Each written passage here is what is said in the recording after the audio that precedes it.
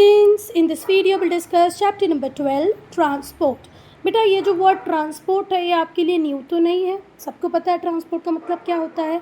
The action of carrying और taking people और goods from one place to another. लोगों को, गुड्स को, मतलब सामान को एक जगह से दूसरी जगह लेके जाना ही क्या होता है, ट्रांसपोर्ट। इसे हिंदी में क्या कहते हैं बेटा, अपन परिवहन। ठीक है, आप सबको पता ही होगा एयरवेज के रिगार्ड्स में, वाटरवेज क्या होता है। आप हवा में भी चल सकते हो, आप पानी में भी चल सकते हो, आप रोड पर भी चल सकते हो। ठीक है, और रेलवेज भी है। तो हमारे पास ट्रांसपोर्ट के कितने मोड अवेलेबल हैं, एयरवेज, वाटरवेज और रोडवेज। चलें आगे। इंडिया एक बहुत बड़ी कंट्री है, ये भी आप सबको पता है। पॉपुलेशन दिन पे दिन बढ़ती जा रही है, ये भी आपको पता है। पहले हम सेकंड मोस्ट पॉपुलेटेड कंट्री हुआ करते थे, अब हम मोस्ट पॉपुलेटेड कंट्री हैं वर्ल्ड की।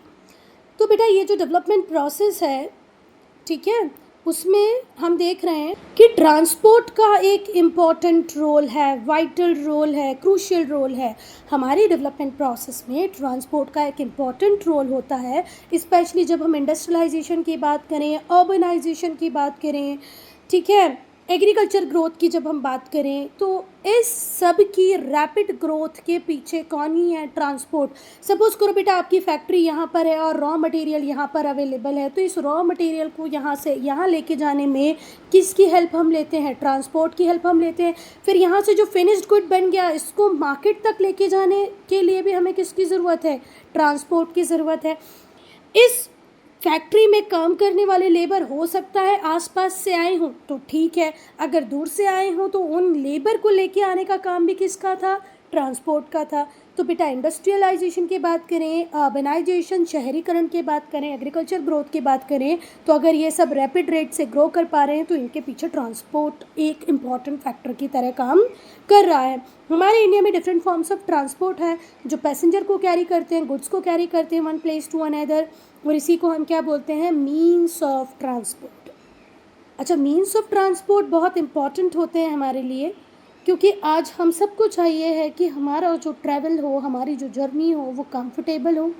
साथ ही साथ बेटा हमारा बहुत सारा गुड्स ऐसा होता है जिसे भी हमें टाइम टू टाइम यहाँ से वहाँ कैरी कराना पड़ता है। ठीक है, जैसे कि अगर मेरा ट्रांसफ़र हुआ तो मैं अपने घर में जितनी भी चीज़ें अवेलेबल थी उसको यहाँ से वहाँ लेके जाऊँगी। अगर मैं इंडस्ट्रियलिस्ट हूँ तो रॉ मटेरियल लेके आऊँगी, फिनिश गुड को सेंड करूँगी। अगर मैं किसान हूँ, पेजेंट हूँ, तो मुझे अपने लिए सीड्स चाहिए, वो ट्रांसपोर्ट के थ्रू आएंगे। मेरा जो प्रोड्यूस होगा वो ट्रांसपोर्ट के थ्रू मंडी तक जाएगा। तो बेटा जो मीन्स ऑफ ट्रांसपोर्ट है ये हमारे लिए सिर्फ इसलिए इम्पॉर्टेंट नहीं है कि हमें क्विक और कंफर्टेबल ट्रैवल करना है, सिर्फ हमारे कंफर्ट के लिए हमें ट्रांसपोर्ट को और बेटर बनाना है, या मीन्स ऑफ ट्रांसपोर्ट सिर्फ हमारे लिए इसलिए काम का है कि ये हमें comfortably one place to another पहुंचा देता है। इसके अलावा बेटा एक बहुत बड़ा काम करता है ट्रांसपोर्ट, वो काम है गुड को एक जगह से दूसरी जगह कैरी करके ले जाता है, जिसके बिना हमारी कंट्री का इकोनॉमिक एडवांसमेंट पॉसिबल नहीं है। आज टी का प्रोडक्शन इंडिया के कुछ पॉकेट्स में होता है, पर इंडिया में सिटीज़ में, विलेजेस में हर जगह टी अवेलेबल है। तो वो कैसे है, थ्रू ट्रांसपोर्ट ही अवेलेबल है। एप्पल का जो प्रोडक्शन है, एप्पल बोले तो मोबाइल की बात नहीं कर रही हूँ मैं, सेब खाने वाले एप्पल की बात कर रही हूँ। तो एप्पल भी पूरे इंडिया में प्रोड्यूस नहीं होता, पर मिलता पूरे इंडिया में है। आज आप किसी भी स्मॉल सिटी, विलेज के मार्केट में चले जाओ, आपको एप्पल अवेलेबल होगा। तो वो एप्पल कहाँ से आया, वो टी वहाँ कहाँ से आई, वो आई है ट्रांसपोर्ट के थ्रू। तो अगर आपको अपनी कंट्री की इकोनॉमिक एडवांसमेंट पे ध्यान देना है तो आपको ट्रांसपोर्ट को डेवलप करना पड़ेगा। तो ट्रांसपोर्ट सिर्फ इसीलिए नहीं चाहिए कि आपको एक जगह से दूसरी जगह जाना है, आपको इसलिए भी चाहिए कि आपकी कंट्री का इकोनॉमिक डेवलपमेंट हो, गुड्स को यहाँ से वहाँ कैरी किया जा सके। क्योंकि no parts of the country produces all things of daily use. आप सुबह से शाम तक, रात तक जितने भी चीज़ों का यूज़ कर रहे हो, वो सारी चीज़ें आपकी ही कंट्री में प्रोड्यूस हुई हो, आपके ही एरिया में प्रोड्यूस हुई हो, ऐसा पॉसिबल ही नहीं है। एप्पल को कैसा क्लाइमेट चाहिए, ठंडा। अगर कोकोनट प्रोड्यूस करना है तो कैसा क्लाइमेट चाहिए आपको, थोड़ा सा मॉडरेट क्लाइमेट चाहिए, है ना, सी शोर्स चाहिए, सॉल्टी वाटर चाहिए। तो ये क्या हर कहीं अवेलेबल हो जाएगा, पॉसिबल ही नहीं है। टी, कॉफ़ी के लिए एक अलग सी क्लाइमेटिक रेंज चाहिए, क्या वो हर इंडिया के पार्ट में अवेलेबल है, इंडिया के हर पार्ट में क्या वैसा क्लाइमेट अवेलेबल है? बिल्कुल पॉसिबल नहीं है। तो हमारी कंट्री का कोई भी एक पार्ट ऐसा नहीं है जो हर गुड को जो वो यूज़ कर रहा है खुद ही ने प्रोड्यूस किया। अब बेटा जैसे एक स्टेट का एग्जांपल ले लेते हैं, मैं अपने स्टेट मध्य प्रदेश का एग्जांपल ले लेती हूँ। तो मध्य प्रदेश में भी बेटा वो सारी चीज़ें प्रोड्यूस नहीं होती जो मुझे डेली यूज़ में चाहिए होती हैं, भले ही वो मोबाइल हो, भले ही वो टी हो, कॉफ़ी हो, या तो फिर एप्पल फ्रूट हो। ठीक है, अब जैसे हम एग्जाम्पल ले लेते हैं कि भाई ये जो चाय है, टी है, वो असम से आती है। शुगर केन का प्रोडक्शन सबसे ज़्यादा यूपी में होता है, तो शुगर कहाँ से आ रही है? यूपी से आ रही है। ठीक है, तो एक रीज़न में जब कोई चीज़ अबेंडेंस में होती है, बहुत ज़्यादा प्रोड्यूस हो जाती है, तो उसे ट्रांसपोर्ट कर दिया जाता है उस एरिया में जहाँ पर उस चीज़ का प्रोडक्शन या तो डेफिशिएंट है या है ही नहीं। ठीक है, जैसे एप्पल का प्रोडक्शन हमारे मध्य प्रदेश में डेफिशिएंट नहीं है ही नहीं। कैशू नट का प्रोडक्शन हमारे एमपी में डेफिशिएंट नहीं है ही नहीं। ठीक है, तो जिस एरिया में को जो चीज़ें अबंडेंस में प्रोड्यूस होती है उसे ट्रांसपोर्ट करके उस एरिया में भेज दिया जाता है, वहाँ पर जहाँ पर वो चीज़ बहुत कम होती है। ठीक है, not only within the country but to foreign countries also. ठीक है, we are importing what? Petroleum products, है ना, क्रूड ऑयल हम मंगवा रहे हैं। वहीं पर हम बहुत सारी कंट्रीज़ को क्या भेज रहे हैं बेटा? कॉटन। बहुत सारी कंट्रीज़ को हम हमारे फूड ग्रेन्स भी भेज रहे हैं। तो ये जो डेफिशिएंट एरिया है, सरप्लस एरिया है, इसको सिर्फ हम एक कंट्री के कॉन्टेक्स्ट में नहीं देख सकते हैं बेटा, इंटरनेशनली देख सकते हैं, ग्लोबली देख सकते हैं कि भाई एक कंट्री में एक चीज़ बहुत ज़्यादा प्रोड्यूस होती है, दूसरे में प्रोड्यूस नहीं होती है। ठीक है, तो यहाँ पर हम गिव एंड टेक कर लेते हैं। वर्ल्ड की कोई भी कंट्री, तो बेटा वर्ल्ड में आज हम बात करें तो ऑल इन ऑल 195 कंट्रीज़ हैं, पर इन 195 कंट्री में कोई भी कंट्री ऐसी नहीं है, 195 कंट्रीज़ में कोई भी कंट्री ऐसी नहीं है जो सेल्फ सफिशिएंट हो। ठीक है, तो बेटा जब से ट्रांसपोर्टेशन के मीन्स हमें बहुत अच्छे मिल गए हैं, एयरवेज़, वाटरवेज़, तब से हम देखते हैं कि बहुत सारी कंट्रीज़ बहुत पास आ गई हैं। ठीक है, तो ट्रांसपोर्ट से अब ये आपको हेल्प मिल गई है कि आप किसी भी कंट्री से कुछ भी मंगवा सकते हैं, कुछ भी उस कंट्री में सेल कर सकते हैं। तो बेटा ट्रांसपोर्टेशन सिर्फ कंट्रीज़ को क्लोज़र ही नहीं लाया है, ट्रांसपोर्ट से हमें कंफर्ट भी मिला है, कन्वीनियंस भी मिला है, मतलब आराम, सुविधा, सारी ही चीज़ें ट्रांसपोर्ट ने हमें दी हैं। बेटा ट्रांसपोर्टेशन हमें एम्प्लॉयमेंट अपॉर्चुनिटीज़ भी प्रोवाइड करता है, कुछ डायरेक्ट होती हैं, कुछ इनडायरेक्ट होती हैं। अब जैसे बेटा कोई लेबर है, वो उस फैक्ट्री में काम कर रहा है जहाँ पर टायर बन रहे हैं, तो ये टायर किसके लिए बन रहे हैं? ट्रांसपोर्टेशन के लिए बन रहे हैं, तो ये कैसा एम्प्लॉयमेंट हो गया? इनडायरेक्ट तरीके से हो गया। अगर कोई लोको पायलट ट्रेन चला रहा है तो ये तो सीधे क्या हो गया? डायरेक्ट हो गया। तो ट्रांसपोर्टेशन डायरेक्ट भी और इनडायरेक्ट भी बहुत सारे लोगों को क्या प्रोवाइड कर रहा है बेटा? एम्प्लॉयमेंट। फिर से सुनो, अगर कोई ट्रेन का ड्राइवर, जिसे हम लोको पायलट कहते हैं, वो ट्रेन ड्राइव कर रहा है तो यहाँ पर एम्प्लॉयमेंट अपॉर्चुनिटी डायरेक्ट मिली उसे। अब एक व्यक्ति है जो टायर कंपनी में काम कर रहा है, टायर डिज़ाइन कर रहा है, तो उससे वो इनडायरेक्टली हेल्प कर रहा है ट्रांसपोर्टेशन। तो ट्रांसपोर्टेशन ने डायरेक्टली और इनडायरेक्टली बहुत सारे एम्प्लॉयमेंट अपॉर्चुनिटीज़ को क्रिएट किया है, भले ही वो व्हीकल डिज़ाइन हो, स्टीयरिंग की डिज़ाइन हो, कवर्स जहाँ पर बनाए जा रहे होंगे, ठीक है, जहाँ पर लाइट, हेडलाइट वगैरह बनाई जा रही होंगी, जहाँ पर ग्लास बन रहा होगा जो कार में लगा होता है। तो all in all directly indirectly बहुत सारी एम्प्लॉयमेंट अपॉर्चुनिटी आपको ट्रांसपोर्टेशन जनरेट करके दे रहा है। फिर ट्रांसपोर्टेशन अगर प्रॉपर होगा तो टूरिज़्म को भी बहुत बूस्ट मिल रहा है। आज हम देखते हैं कि फार एंड वाइड जा रहे हैं, आ रहे हैं, हम ऐसे एरियाज़ को भी एक्सप्लोर कर पा रहे हैं जो पहले हम नहीं कर पा रहे थे। तो क्यों कर पा रहे हैं? क्योंकि आज हमारे पास मीन्स ऑफ ट्रांसपोर्ट हैं अच्छे अवेलेबल, और ये हमारी कंट्री के लोगों को यूनाइट भी कर रहा है।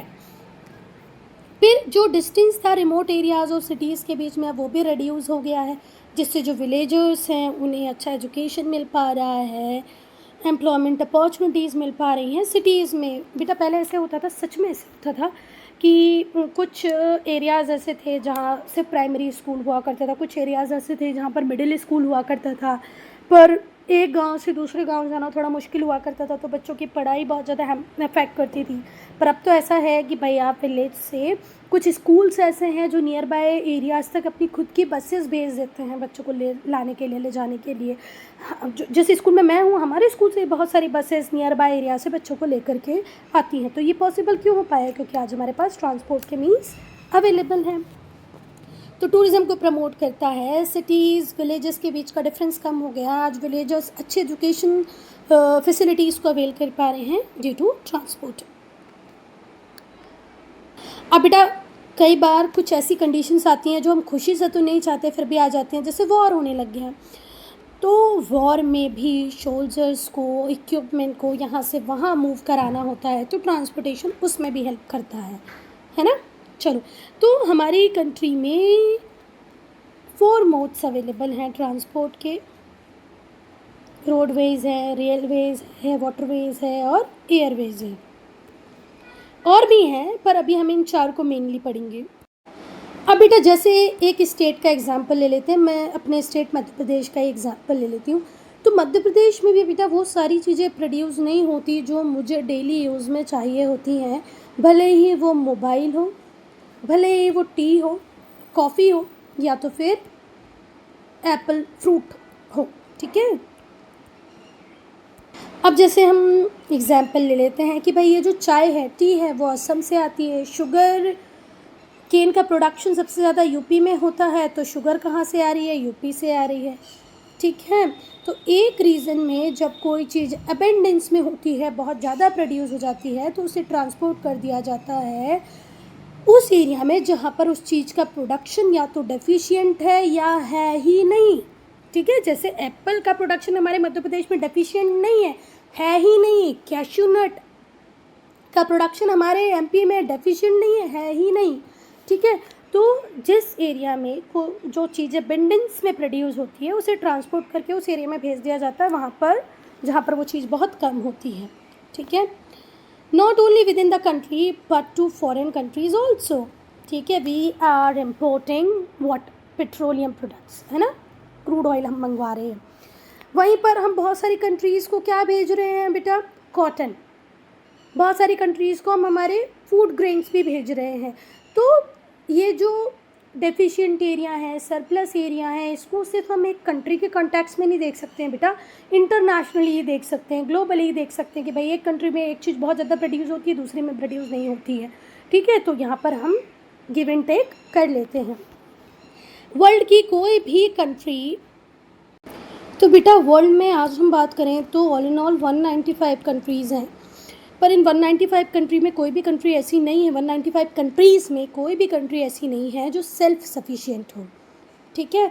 तो बेटा जब से ट्रांसपोर्टेशन के मीन्स हमें बहुत अच्छे मिल गए हैं, एयरवेज़, वाटरवेज़, तब से हम देखते हैं कि बहुत सारी कंट्रीज़ बहुत पास आ गई हैं, ठीक है। तो ट्रांसपोर्ट से अब ये आपको हेल्प मिल गई है कि आप किसी भी कंट्री से कुछ भी मंगवा सकते हैं, कुछ भी उस कंट्री में सेल कर सकते हैं। तो बेटा ट्रांसपोर्टेशन सिर्फ कंट्रीज़ को क्लोज़र ही नहीं लाया है, ट्रांसपोर्ट से हमें कंफर्ट भी मिला है, कन्वीनियंस भी मिला है, मतलब आराम, सुविधा, सारी ही चीज़ें ट्रांसपोर्ट ने हमें दी हैं। बेटा ट्रांसपोर्टेशन हमें एम्प्लॉयमेंट अपॉर्चुनिटीज़ भी प्रोवाइड करता है, कुछ डायरेक्ट होती हैं, कुछ इनडायरेक्ट होती हैं। अब जैसे बेटा कोई लेबर है, वो उस फैक्ट्री में काम कर रहा है जहाँ पर टायर बन रहे हैं, तो ये टायर किसके लिए बन रहे हैं? ट्रांसपोर्टेशन के लिए बन रहे हैं। तो ये कैसा एम्प्लॉयमेंट हो गया? इनडायरेक्ट तरीके से हो गया। अगर कोई लोको पायलट ट्रेन चला रहा है, तो ये तो सीधे क्या हो गया? डायरेक्ट हो गया। तो ट्रांसपोर्टेशन डायरेक्ट भी और इनडायरेक्ट भी बहुत सारे लोगों को क्या प्रोवाइड कर रहा है बेटा? एम्प्लॉयमेंट। फिर से सुनो, अगर कोई ट्रेन का ड्राइवर, जिसे हम लोको पायलट कहते हैं, वो ट्रेन ड्राइव कर रहा है, तो यहाँ पर एम्प्लॉयमेंट अपॉर्चुनिटी डायरेक्ट मिली उसे। अब एक व्यक्ति है जो टायर कंपनी में काम कर रहा है, टायर डिज़ाइन कर रहा है, तो उससे वो इनडायरेक्टली हेल्प कर रहा है ट्रांसपोर्टेशन। तो ट्रांसपोर्टेशन ने डायरेक्टली और इनडायरेक्टली बहुत सारे एम्प्लॉयमेंट अपॉर्चुनिटीज़ को क्रिएट किया है, भले ही वो व्हीकल डिज़ाइन हो, स्टीयरिंग की डिज़ाइन हो, कवर्स जहाँ पर बनाए जा रहे होंगे, ठीक है, जहाँ पर लाइट, हेडलाइट वगैरह बनाई जा रही होंगी, जहाँ पर ग्लास बन रहा होगा जो कार में लगा होता है, तो all in all directly indirectly बहुत सारी एम्प्लॉयमेंट अपॉर्चुनिटी आपको ट्रांसपोर्टेशन जनरेट करके दे रहा है। फिर ट्रांसपोर्टेशन अगर प्रॉपर होगा तो टूरिज़्म को भी बहुत बूस्ट मिल रहा है। आज हम देखते हैं कि फार एंड वाइड जा रहे हैं, आ रहे हैं, हम ऐसे एरियाज़ को भी एक्सप्लोर कर पा रहे हैं जो पहले हम नहीं कर पा रहे थे। तो क्यों कर पा रहे हैं? क्योंकि आज हमारे पास मीन्स ऑफ ट्रांसपोर्ट हैं अच्छे अवेलेबल, और ये हमारी कंट्री के लोगों को यूनाइट भी कर रहा है। फिर जो डिस्टेंस था रिमोट एरियाज़ और सिटीज़ के बीच में, अब वो भी रिड्यूस हो गया है, जिससे जो विलेजर्स हैं उन्हें अच्छा एजुकेशन मिल पा रहा है, एम्प्लॉयमेंट अपॉर्चुनिटीज़ मिल पा रही हैं सिटीज़ में। बेटा पहले ऐसे होता था, सच में ऐसे होता था कि कुछ एरियाज़ ऐसे थे जहाँ सिर्फ बेटा अब हम नेशनल हाईवेज़ को डिस्कस करेंगे। तो जो नेशनल हाईवेज़ होते हैं ये वो हाईवेज़ होते हैं या वो रोड्स होती हैं जो कंट्री की लेंथ और ब्रेथ में फैली हुई होती है। कंट्री की लंबाई और चौड़ाई में फैली हुई रोड्स को हम क्या कहते हैं? National highways.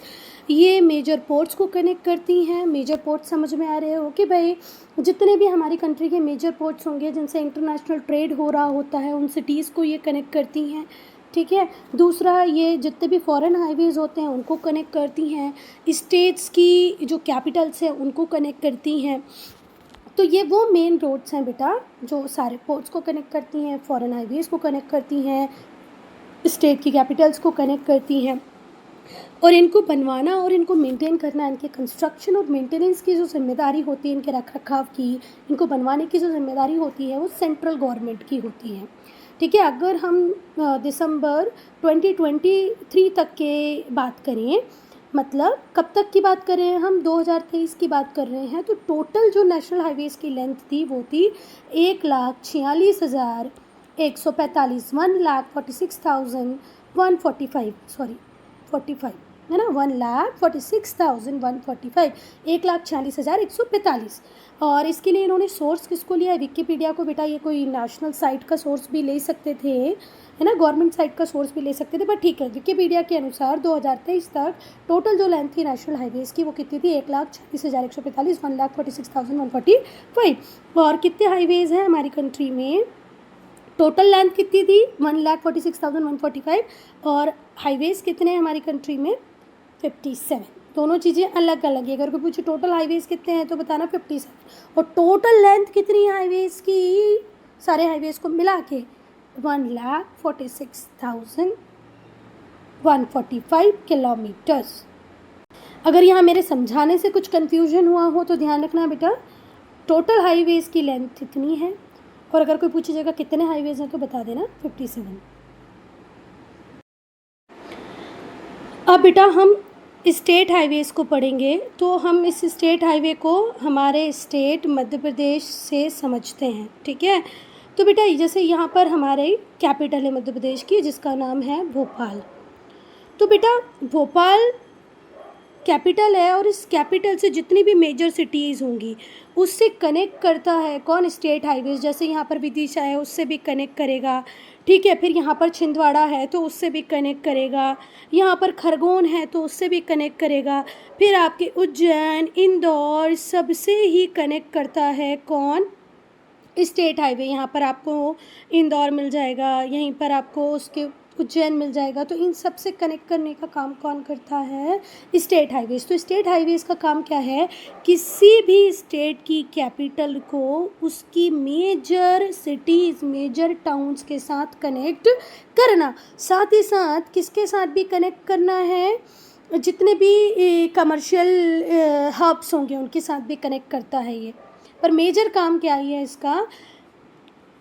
State highways connect करते हैं हर टाउन को जो एक स्टेट में है, किसके साथ? उसकी कैपिटल के साथ और दूसरी इम्पॉर्टेंट सिटीज़ के साथ, ठीक है। तो एक स्टेट में जितने भी टाउन होंगे उनकी कनेक्टिविटी कैपिटल के साथ हो, ये इंश्योर किसके थ्रू कराया जाता है? स्टेट हाईवेज़ के थ्रू कराया जाता है। जो स्टेट हाईवेज़ होते हैं वो एक इम्पॉर्टेंट रोल प्ले करते हैं किसी भी स्टेट के कमर्शियल डेवलपमेंट में। किसी भी स्टेट का कमर्शियल डेवलपमेंट बहुत हद तक किस पे डिपेंड करता है? स्टेट हाईवेज़ पे डिपेंड करता है।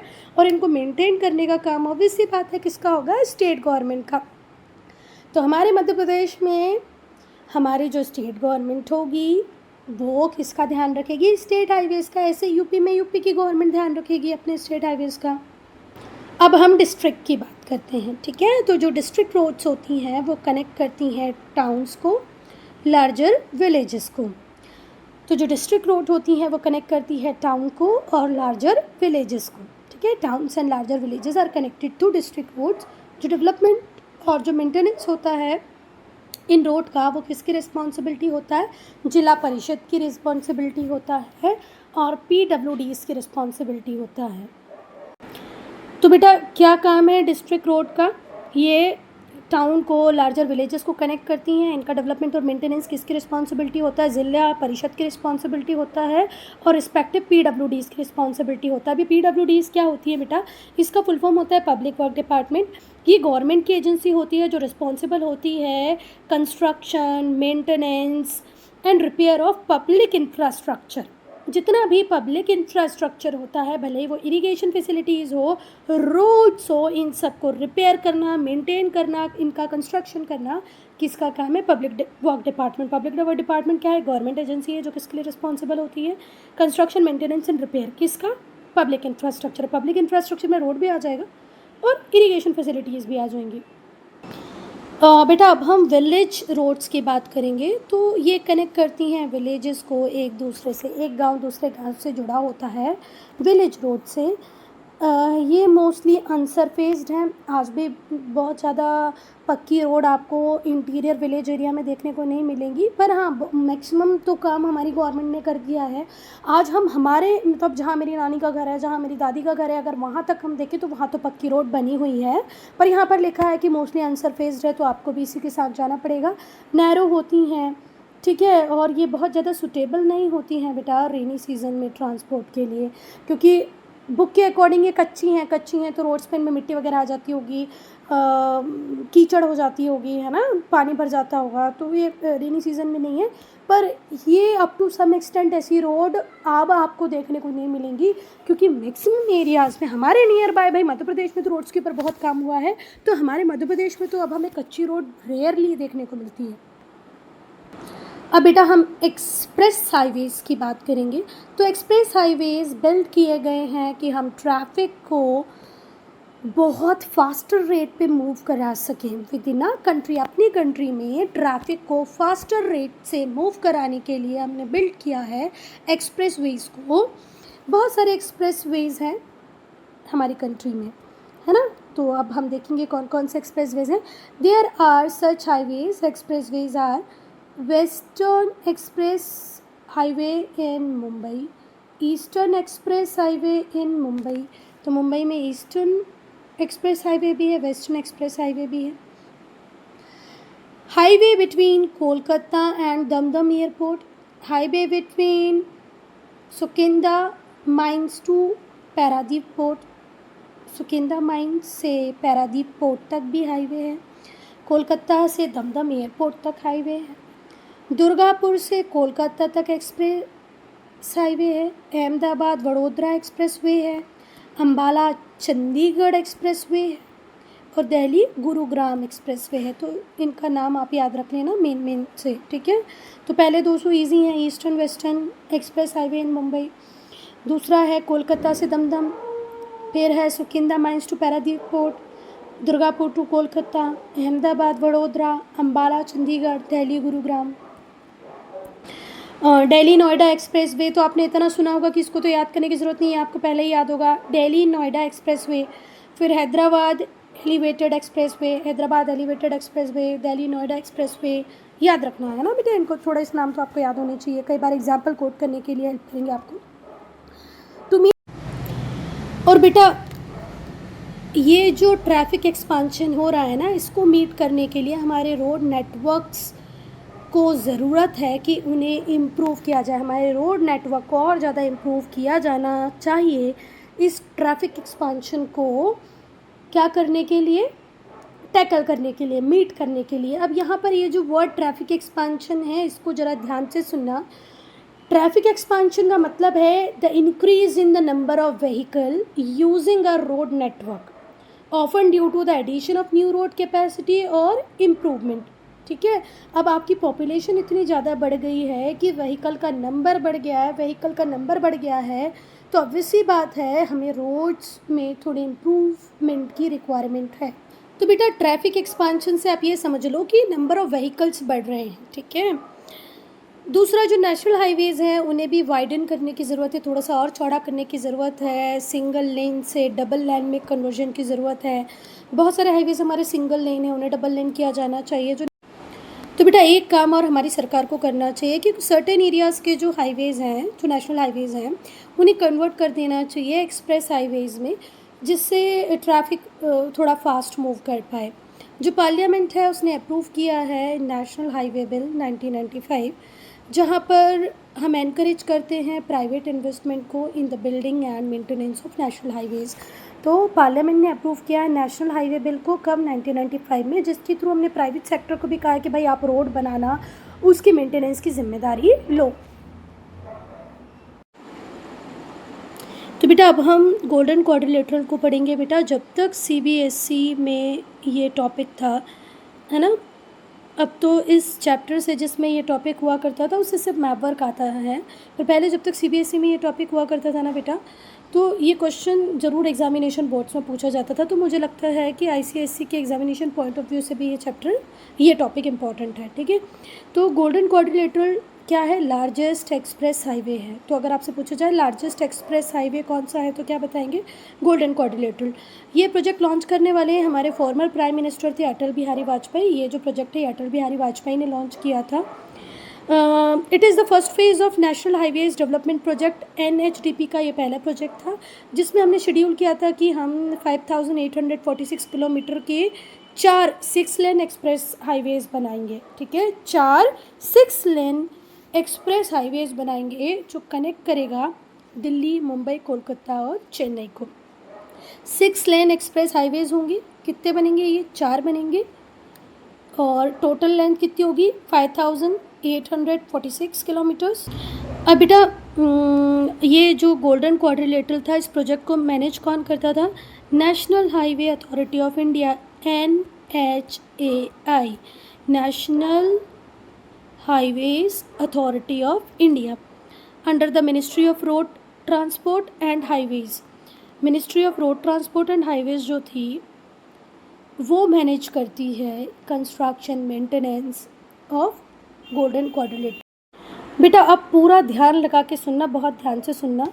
ये जो मुंबई पुणे एक्सप्रेस वे था, ये पहला कंट्रोल्ड एक्सेस टोल रोड था। क्या?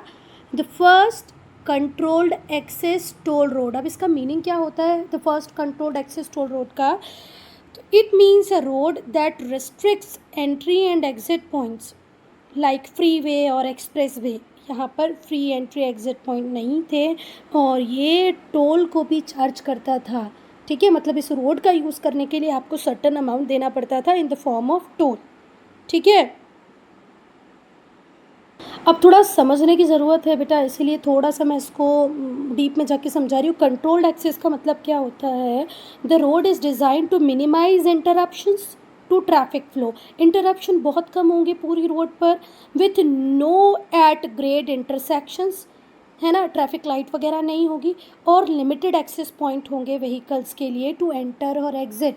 मतलब आप सीधा सीधा सीधा सीधा सीधा ही जा रहे हो, यहाँ से निकले हो तो आप यहीं पहुँचोगे, ठीक है। बीच से कोई व्हीकल आपको क्रॉस करेगा ऐसा नहीं है, आप अपने व्हीकल को लेकर कहीं पर भी मुड़ नहीं सकते।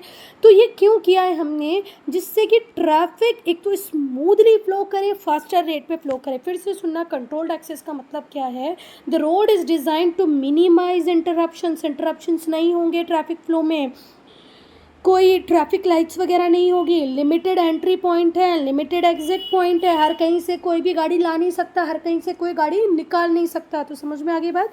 तो ये इस रोड में लिमिटेड एंट्री एक्सेस पॉइंट होते थे, आपको टोल भी पे करना पड़ता था, ठीक है। ये भी गोल्डन क्वाड्रिलेटरल का पार्ट था, पर इसे NHAI ने फंड नहीं किया था। तो बेटा ना ही तो इसको मेंटेन करने की रिस्पॉन्सिबिलिटी NHAI की है, ना ही तो इसको फंड NHAI ने किया है, पर ये GD प्रोजेक्ट का पार्ट है।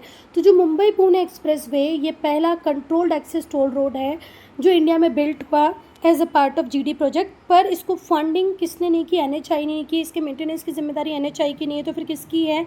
MSRDC, Maharashtra state road development corporation, Maharashtra state road development corporation. समझ में आई बात? तो बेटा अगर हम गोल्डन क्वाड्रिलेटरल प्रोजेक्ट की बात करें तो इन गोल्डन क्वाड्रिलेटरल प्रोजेक्ट की मेंटेनेंस और इनके बनाने के पीछे अगर बहुत बड़ा हाथ किसी का है तो वो NHIA का तो है। साथ ही साथ बेटा infrastructure leasing and financial services, ये एक NBFC है, नॉन बैंकिंग फाइनेंशियल कॉरपोरेशन होती हैं। इन्होंने भी बहुत इंपॉर्टेंट रोल प्ले किया है गोल्डन क्वाड्रिलेटरल प्रोजेक्ट में। ठीक है, हम मानते हैं कि बेसिक जो इंफ्रास्ट्रक्चर है गोल्डन क्वाड्रिलेटरल का, उसमें NHIA का बहुत इंपॉर्टेंट रोल है। ये मेंटेन कर रही हैं, ये बना रही हैं रोड्स को। ठीक है, पर तो अगर हम बेटा गोल्डन क्वाड्रिलेटरल प्रोजेक्ट की बात करें तो इनको बनाना, इनको मेंटेन करना, इनका कंस्ट्रक्शन मेजरली तो कौन करता है? NHAI, है ना। पर NHAI के अलावा भी एक NBFC है जिसका एक इम्पॉर्टेंट रोल रहा है गोल्डन क्वाड्रिलेटरल प्रोजेक्ट में, infrastructure leasing and financial services. Infrastructure leasing and financial services non banking financial corporation है, फाइनेंस कंपनी है, जिन्होंने भी बहुत ज़्यादा कंट्रीब्यूशन दिया है गोल्डन क्वाड्रिलेटरल प्रोजेक्ट में। तो गोल्डन क्वाड्रिलेटरल प्रोजेक्ट में मेजर रोल NHAI का है, पर इंफ्रास्ट्रक्चर लीजिंग और फाइनेंशियल सर्विसेज को भी हम कम नहीं आंक सकते। ये NBFCs होती हैं जो कंट्रीब्यूट करती हैं for the purpose of getting some profit. Clear है? अच्छा, फिर कई बार क्या करती है सरकार, इनको लीज पे रोड दे देती है कि भाई इससे टोल वसूलने का काम अब आपका। ठीक है, इसको कंस्ट्रक्ट करते रहो, इसको प्रॉपर्ली ऑपरेशनल रखो, बनाते जाओ, और इससे जो टोल आएगा वो आपका हुआ। इस तरीके से ये कंट्रीब्यूट करती थी गोल्डन क्वाड्रिलेटरल प्रोजेक्ट में। अब हम इकोनॉमिक बेनिफिट्स की बात करेंगे। तो ये जो हाईवेज़ होते थे ये इंटरकनेक्ट करते हैं बहुत सारी मेजर सिटीज़ को और पोर्ट्स को। बेटा दूसरा इकोनॉमिक बेनिफिट क्या है? ये इम्पीटस प्रोवाइड करता है ट्रक ट्रांसपोर्ट को। इम्पीटस का मतलब होता है एनकरेज करना, तो ट्रक ट्रांसपोर्ट स्मूथ हो, ये भी इनका ही काम है ना। ये ट्रक ट्रांसपोर्ट को इम्पीटस प्रोवाइड करते हैं पूरे इंडिया में। ये हेल्प करते हैं इंडस्ट्रियल ग्रोथ में, जितने भी स्मॉल टाउन्स हैं वहाँ पर भी इंडस्ट्रियल ग्रोथ प्रॉपर हो, इसका ध्यान रखते हैं हमारे हाईवेज़। जहाँ जहाँ से भी, जितने भी स्मॉल टाउन से भी ये हाईवेज़ क्रॉस होंगे वहाँ पर इंडस्ट्रियल ग्रोथ में ये हेल्प करते ही हैं। फिर से ध्यान से सुनो, it will help in industrial growth of small towns through which it passes. जहाँ जहाँ से पास होंगे वहाँ पर इंडस्ट्रियल ग्रोथ का कारण बनेंगे ये हाईवे। बेटा अब हम फोर्थ पॉइंट को डिस्कस करेंगे। ये हमें जो हाईवेज़ होते हैं वास्ट अपॉर्चुनिटी देते हैं, जिससे हम हमारे एग्रीकल्चर प्रोड्यूस को भी ट्रांसपोर्ट करा सकते हैं हिंटरलैंड से मेजर सिटीज़ तक या पोर्ट फॉर एक्सपोर्ट तक। अब हिंटरलैंड उस एरिया को कहते हैं जो मेजर सिटी नहीं होगी या जहाँ पर पोर्ट नहीं होंगे। तो वो एरिया जहाँ पर जो ना तो मेजर सिटी है ना ही तो वहाँ पर पोर्ट है, वहाँ तक गुड को पहुँचाया जाता है हाईवेज़ के थ्रू। ठीक है, और वहाँ से फिर हम उस चीज़ को एक्सपोर्ट कर सकते हैं। तो बात समझ में आई बेटा? ये हमें वास्ट अपॉर्चुनिटी प्रोवाइड कराता है, जिससे हम एग्रीकल्चर प्रोड्यूस को भी ट्रांसपोर्ट कर सकते हैं मेजर सिटीज़ तक और पोर्ट तक, और फिर हम उसे एक्सपोर्ट भी कर सकते हैं। इसके अलावा हम देखते हैं बेटा जॉब अपॉर्चुनिटीज़ भी प्रोवाइड कराता है हमें ट्रांसपोर्ट। ठीक है, जब कंस्ट्रक्शन हो रहा होता है तो हमें एज अ लेबर, रोड बनाने वाले मज़दूर चाहिए होते हैं ना, और फिर साथ ही साथ हम देखते हैं कि जैसे ही रोड बनते हैं तो सीमेंट की ज़रूरत होती है, स्टील की ज़रूरत होती है, दूसरे कंस्ट्रक्शन मटेरियल की ज़रूरत होती है। तो ये जिस कंपनी द्वारा बनाए जा रहे होंगे उस कंपनी में भी जॉब अपॉर्चुनिटीज़ बढ़ेंगी। तो बेटा अगर हम करंट स्टेटस की बात करें तो दिल्ली मुंबई एक्सप्रेसवे की लेंथ है 1386 और ये 24-25 में कंप्लीट करने का टारगेट है, हो गया होगा। ऐसे ये भी आपको पढ़ लेने हैं, इसको रीड करने में मुझे नहीं लगता मेरे किसी हेल्प की ज़रूरत है आपको। जो फैक्चुअल बात है वो तो आपको लर्न कर लेनी है। ठीक है, अब यहाँ पर मैं एंड कर रही हूँ अपने वीडियो को। अगर कोई डाउट है, कोई प्रॉब्लम है तो कमेंट सेक्शन में लिखें। ठीक है।